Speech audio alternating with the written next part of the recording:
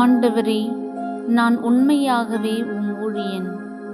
நான் உம் பணியாள், உம் அடியாளின் மகன். என் கட்டுகளை நீர் அவிழ்த்து விட்டீர்.